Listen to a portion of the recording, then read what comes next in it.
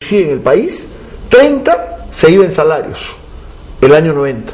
Ahora se va 20 en salarios.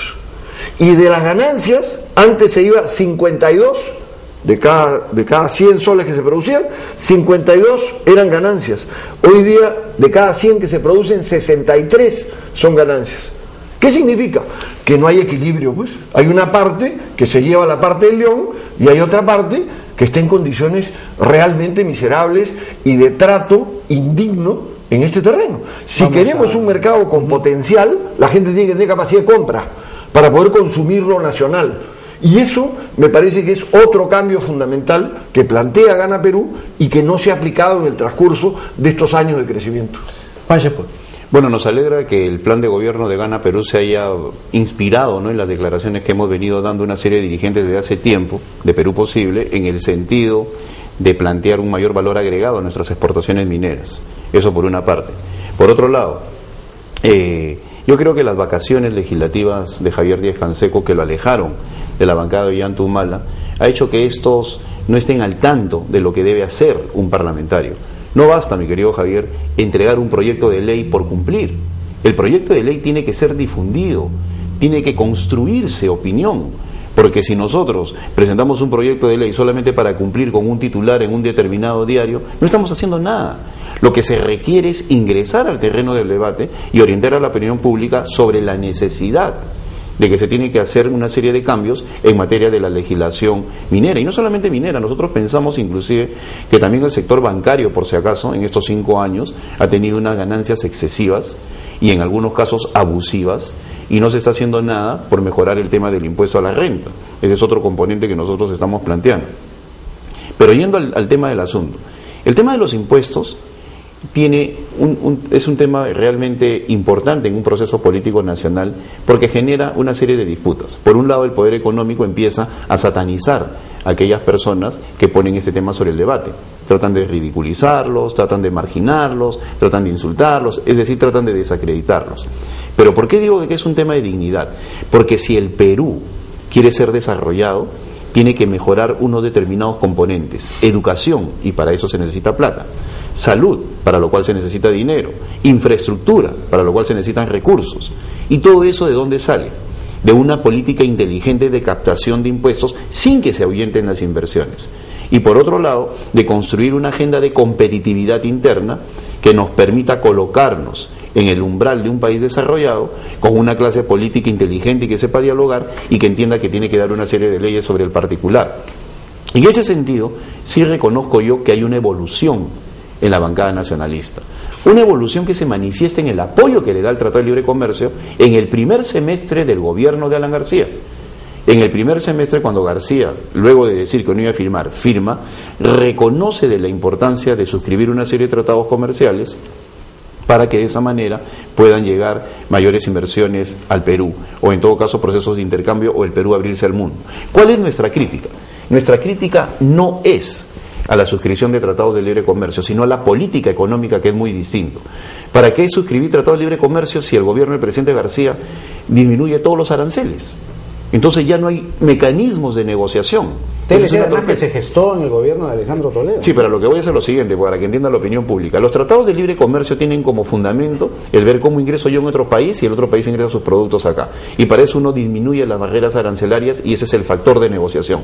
Pero si el gobierno del presidente García disminuye todas las barreras arancelarias, sin necesidad de firmar un TLC vamos a ser invadidos a cambio de nada por los productos de esos países, con lo cual se destruye empleo en el país destino, en este caso en el Perú. Es decir, ir al otro extremo lamentablemente genera más problemas a la economía de los que podría más bien aportar a un bienestar. En el tema de los tratados de libre comercio no es cuestión de simplemente negociar por negociar, porque un tratado de libre comercio no solamente significa ingreso de productos, sino también ingreso de servicios. Y si nosotros no hacemos nuestra agenda interna, nuestros empresarios no van a estar en capacidad de competir. El TLC con la China, por ejemplo, es nefasto para los señores de Gamarra. ¿Por qué? Porque están ingresando una gran cantidad de productos textiles que están aniquilando la empresa local. Y si nosotros firmamos tratados de libre comercio sin que exista un sistema nacional de control de calidad, que es una de las propuestas de Perú Posible, pues simplemente las barreras cualitativas de ingreso no van a permitir, si es que existe un sistema nacional de control de calidad, de que ingresen productos que no pueden ser satisfactorios para el mercado peruano. Pero en la actualidad no hay. Entonces cualquier cosa puede ingresar. Y tenemos los polos chinos que hacen daño a la piel y que se venden en los grandes comerciales, en los grandes centros comerciales chilenos. Tenemos ese tipo de ropa que le hace daño y que no se vende en otros mercados. Entonces, bienvenida a la suscripción de tratados en la medida de que en paralelo se construye una agenda de competitividad de tal forma de que el país se pueda beneficiar tanto a nivel tributario como a nivel de sus consumidores. Un tema que no quiero dejar pasar, uno de los últimos temas ya, tiene que ver con la actuación en el Congreso de nuestros invitados. Ambos postulan al Congreso, ambos eventualmente, si acaso, pueden ser congresistas en el próximo quinquenio. En aras de la gobernabilidad y porque la gente también quiere saber, conocer cuál va a ser el comportamiento de ambos, qué va a ser o cuál va a ser el comportamiento de Juan Sepúlveda si Ollanta Humala llega a ser presidente. ¿Acaso se le va a fiscalizar de cerca, en fin, sus políticas económicas? ¿O cuál va a ser el comportamiento de Javier Díaz-Canseco si Alejandro Toledo llega a ser presidente? ¿Se va a insistir con lo que se insistía en el primer gobierno de Toledo, que era la vacancia presidencial? ¿Cuál va a ser el comportamiento de ambos en el Congreso de la República en estas figuras que les estoy planteando? Bueno, yo quisiera aclarar antes que si la bancada nacionalista ha presentado proyectos, nosotros hemos hecho campañas activamente alrededor del tema de regalías y sobre ganancias. Yo tengo decenas de artículos escritos en los periódicos y presencia en universidades y en ciudades sobre este tema. Me hubiera gustado ver una propuesta legislativa del señor Bruce, por ejemplo. No conozco ninguna propuesta legislativa del señor Bruce sobre el tema de sobreganancias. Ninguna.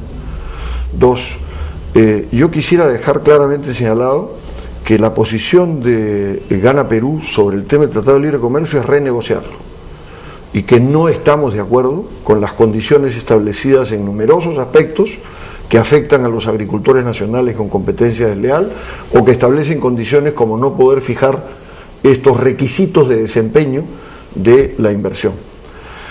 Sobre el comportamiento frente a un siguiente gobierno, nosotros queremos ser medianamente claros. Nosotros vamos con la posición de investigar y procesar todos los faenones que han quedado impunes en este gobierno. En eso somos clarísimos.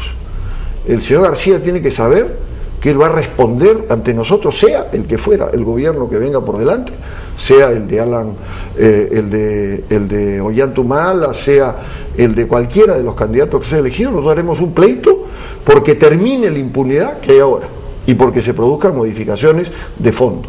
Segundo, estableceremos un mecanismo para que haya mayores controles sobre la gestión y la ejecución del presupuesto nacional de las que hay ahora.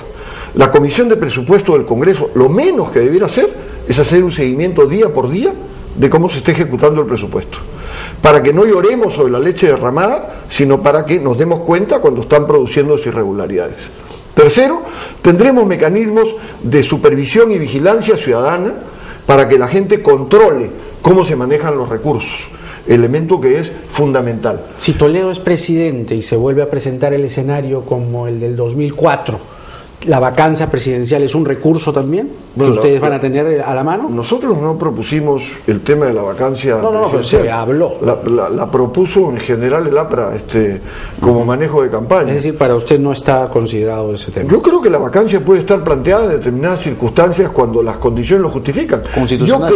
Yo creo además que nosotros debiéramos tener una constitución que permita revocar el mandato de los congresistas y el presidente de la República, porque creo que cualquier autoridad debe su poder a la gente, y si ha incumplido con lo que ofreció, ha actuado irresponsablemente o está abusando del poder, los ciudadanos tienen el derecho de decirle: oye, devuélveme la autoridad que te di, ¿no es cierto? Y yo quiero volver a designar a alguien que cumpla con lo que yo tengo como expectativa, ¿no es cierto?